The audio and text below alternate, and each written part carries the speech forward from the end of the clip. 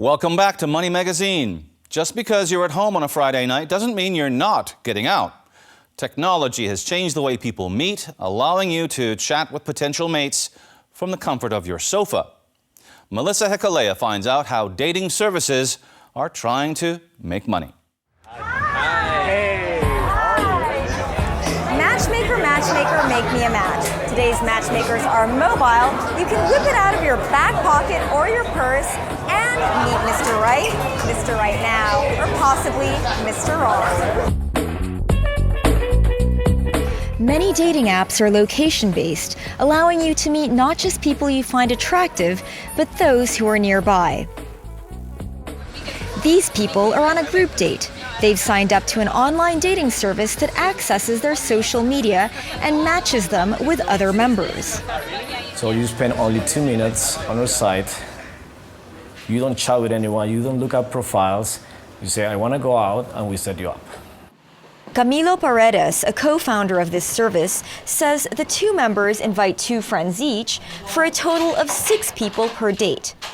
Like many digital services, this one is free to sign up.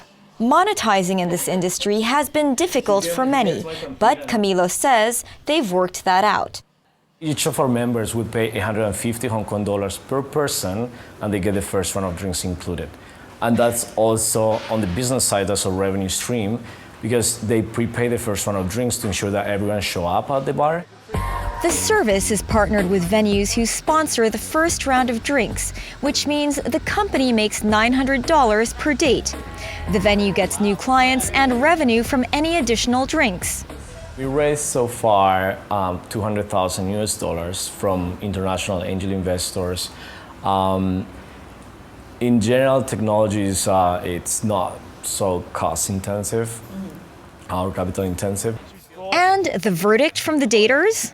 You get your 2 mates together and it's like the expectations are there and you just, like little schoolboys, just turn into kids again. So I think this is a great way to start talking to people and meeting other people and like getting to know people. The dating industry is worth over $2 billion US, with about 8,000 app and online services. But Peng Ong, co-founder of Match.com, says this is relatively small when looking at the overall market. If you do the total market size of the online dating business, it's not huge compared to a lot of other things.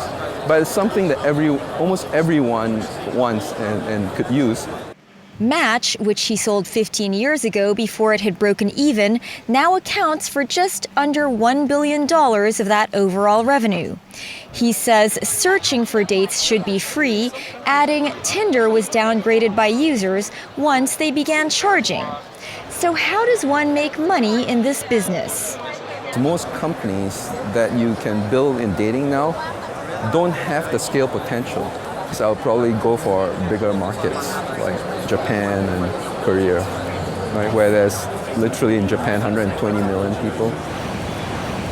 With over 90 million online daters, how many photos must one swipe through before finally meeting just one? In Hong Kong, people Tinder, and then you swipe each other, and then you get a match, and then you say hey, and then the other person says hey, and then you never talk to them again. Michael Ye likens his dating app as the Uber of dating. It guarantees that you meet people. It's similar to posting a digital classified ad.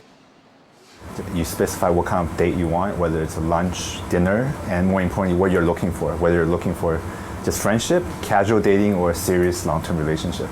Okay. And then after that, you would choose a specific time and date and the venue. Only people matching your criteria, for example, age range, height, education level, or looks, can see your post and apply to go on the date. The free service gives you 5 applicants, while a paid subscription can get you up to 100. The service has its own digital currency. The more you buy, the better the exchange rate. Once the date ends, your matches disappear. We limit all the interaction to people who host a date and people who apply to the date. So it's not, so it's confidential in that sense. It's not like once you create a profile, millions of people can see your profile. Michael started the company with $500,000 US. He's looking to raise a couple million more. We're doing a backdoor listing on Australia. So through that venue, it's a lot easier to raise money because of public markets. You're able to reach a much broader audience of investors. He says the dating industry isn't a winner-take-all market, but he wants his app to be the winner in its niche.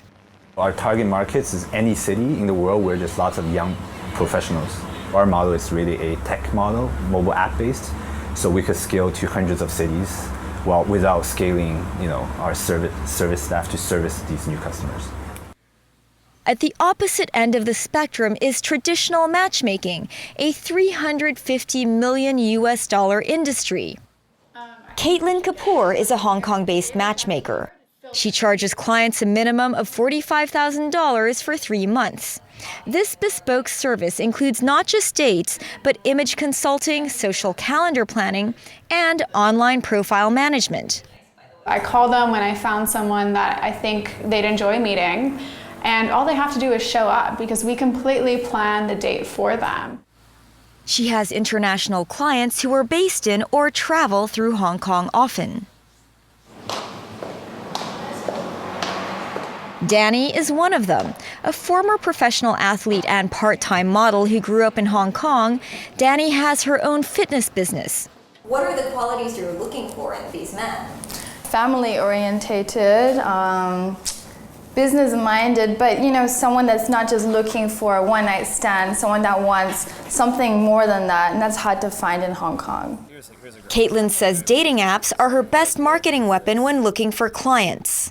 They see my business profile on Tinder, they investigate through my website, and it's like another option opened up to them that they didn't know about before.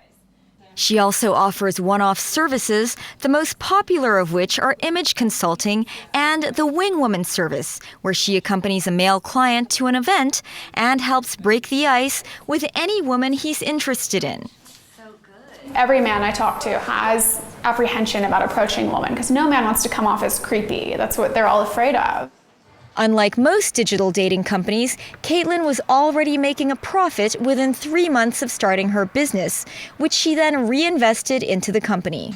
I see myself eventually training other people in the same method of matchmaking that I do, because I would like to be able to work with more clients.